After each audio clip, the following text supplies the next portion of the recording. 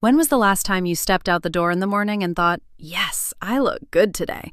Not good enough, not at least my hair is brushed, but genuinely good. If you are trying to remember right now and you can't, this video is for you. I'm going to show you the exact system I use myself.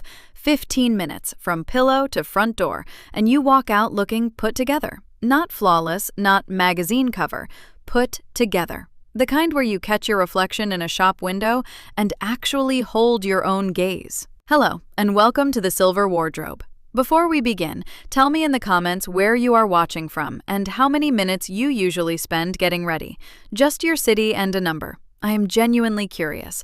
My guess is the range runs from 5 minutes to an hour and a half, and both ends are perfectly fine. I just want to know where most of us land. At the end, I will lay it all out minute by minute, so you can save it and try it tomorrow. Not theory, not inspiration, a concrete plan. So, 15 minutes. Let's begin. The first thing a put-together look starts with is the face. And let me say this right away. I am not a makeup artist. Everything I know I learned from my own trial and error and from what so many of you have shared in the comments. So I am not going to talk about contouring or the cat eye. I am going to give you the minimum that actually works in 4 minutes. 4 simple steps. Step 1. Moisturizer, ideally with sun protection. Smooth it onto your face and neck. 30 seconds.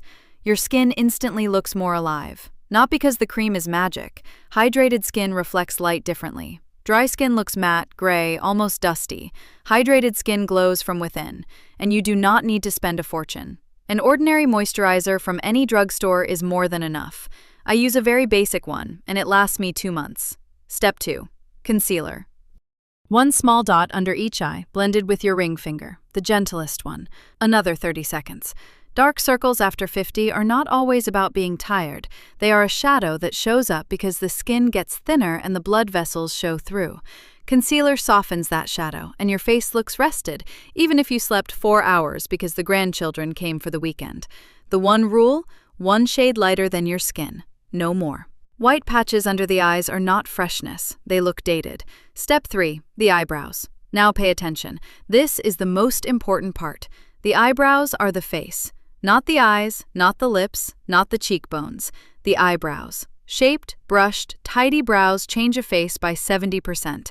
I did not make that up. Every makeup professional I have read or watched says the same. So, brush them up and out with a spoolie. Fill any gaps with a pencil where the hairs have thinned.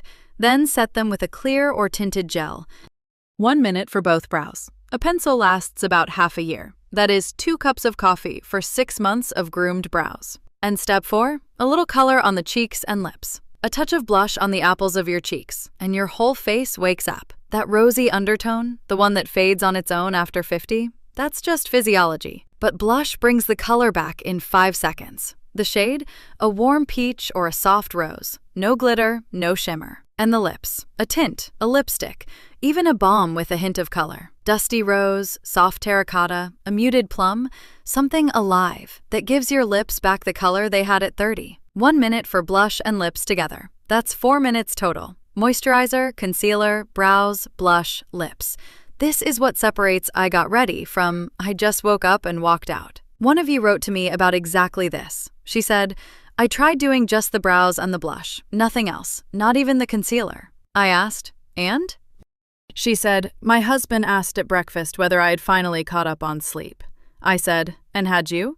She said, no, 4 hours, the grandchildren, but the brows and the blush. Her husband thought she was rested.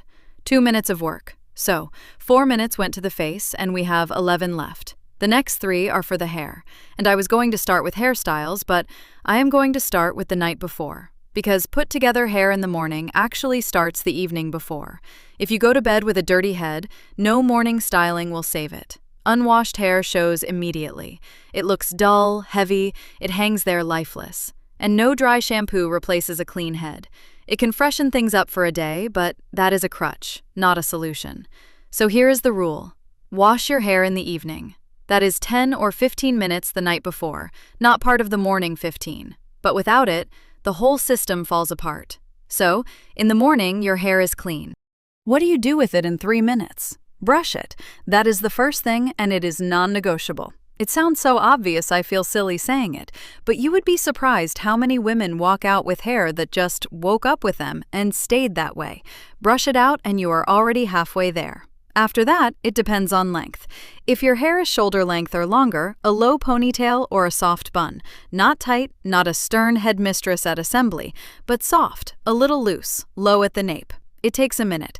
Add a silk scrunchie, they cost next to nothing, and visually it changes everything. A plain ponytail becomes a deliberate choice. If your hair is short, brush it and smooth it down with your hands and a drop of styling cream. Not hairspray, not mousse. Cream.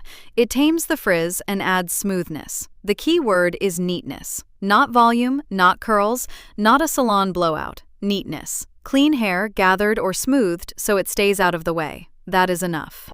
7 minutes have passed, halfway, and we have the face and the hair done. Now the clothes. And this is where it gets interesting. Because the clothes are exactly where most women lose all their time. Standing in front of the closet, going through the hangers, pulling one thing out, trying it on, taking it off, pulling out another, no, not that, and starting over. Sound familiar? Painfully so for me. I spent a good 2 years of my life, all told, standing in front of an open closet in quiet despair. The solution, and it is almost silly how simple it is, lay your outfit out the night before. Not in the morning, in the evening. When you are calm and you can try 2 options and pick the one that feels better. Hang it on its own hanger or on the closet door. The trousers, the top, and, if you need it, a 3rd layer. In the morning you take it and put it on. 5 minutes to get dressed instead of 20 agonizing over the choice. Here's something else that helps, and I learned it by accident. Photograph the outfits that work. Seriously, you get dressed, you think, oh, this is good today. Take out your phone and snap a picture. Not for social media, for yourself. Start a folder called Outfits That Work. In a month, you will have 10 or 15 photos, and in the evening, when it is time to lay out tomorrow's clothes, you scroll through your own folder and pull together a proven combination. 3 seconds instead of half an hour of frustration. This is what genuinely works in real life, when you are still half awake and have neither the energy nor the desire to think about style. And one more thing about clothes.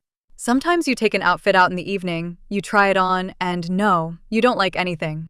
The temptation is to give up and decide in the morning. Don't. Take the simplest option, a dark bottom, a light top, one neutral piece over it, a cardigan, a blazer, a trench. It isn't an inspiring look, it is a working one, like a safety net. Hang it up, forget about it, put it on in the morning. A simple but put-together outfit beats a panicked choice 3 minutes before you walk out the door. Let me step away from the practical details for a second, because behind these 15 minutes there is something bigger than a schedule. I often hear from you, I have no time for myself. The grandchildren, the house, work, my husband, the cooking, the cleaning, my elderly mother. And I understand, truly. But 15 minutes is not a luxury, and it is not a whim. It is your morning way of saying, I exist. I am not only somebody's grandmother, somebody's wife, somebody's mother. You don't say, I have no time to brush my teeth. 15 minutes to look at yourself and feel, I am all right. That is not selfishness, it is self-respect. And if someone in your life thinks you do not deserve 15 minutes in the morning, that is not about time. That is about something else entirely. A woman wrote to me and said she had started getting up 15 minutes earlier. Her husband asked, Where are you off to at this hour? She answered, To myself. He didn't understand, but she did. Those 15 minutes became her favorite part of the day, because that time is hers alone, quiet, calm, her own. All right, let's come back. The clothes are ready from the night before. You got dressed in 5 minutes, 12 have passed, 3 are left. The next step, the shoes and 1 accessory. Shoes, clean, prepared the night before. If you set the pair by the door, in the morning you just slip them on, 30 seconds. If they are sitting there dirty, you either spend 5 minutes on a frantic cleanup or you walk out as is. Both options wreck everything you built before, so the night before. Wipe them with a cloth, set them by the door. And 1 accessory. 1. A scarf or earrings or bracelet or a bag with some character. Not all of it together. 1 accent finishes a look, and 5 make it chaotic. If you don't know what to choose, earrings. Small but noticeable.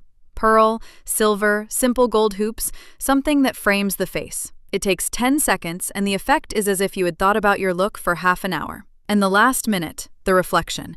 Stand up, look at yourself as a whole, not the face up close, the silhouette. Is the shoulder line even? Is the hem where it should be? Do the colors get along? Nothing sticking out, twisted, or bunched? If something catches your eye, take off one thing. Usually, it is the last thing you put on. 30 seconds, 15 minutes, done. You are put together. You can head to an appointment, to the store, to the market, to a friend's for coffee, to catch a train, anywhere at all, and feel all right the whole day. Let me lay it out, as I promised. Minutes 1 through 4, the face. Moisturizer, concealer, brows, blush, and lips. Minutes 5 through 7, the hair. Brush, gather, or smooth. 8 through 12, the clothes. Put on the outfit you prepared the night before. 13 and 14, shoes and one accessory. 15, the final check at the mirror. The first day will feel unfamiliar. Maybe you won't fit it into 15. Maybe it takes 20.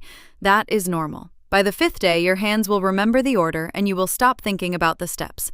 It is like learning to drive. The first month, you think about every pedal. A year later, you are driving and talking on the phone. Well, not on the phone, but you know what I mean. Personally, I would add one more thing. Perfume. One press on the wrist. 3 seconds. It is not part of the 15 minutes. It is a bonus.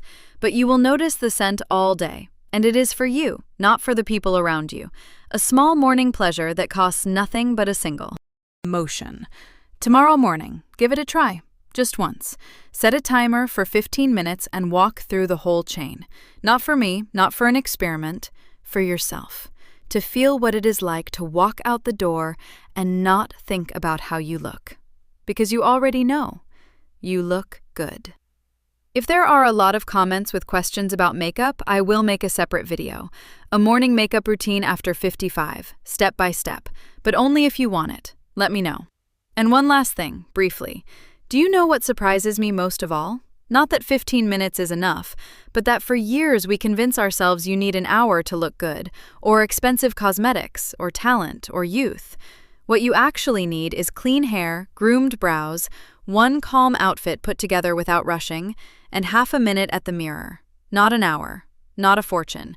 15 minutes and one decision. I look good today. That is not a result, not luck. It is a decision. And you can make it tomorrow morning.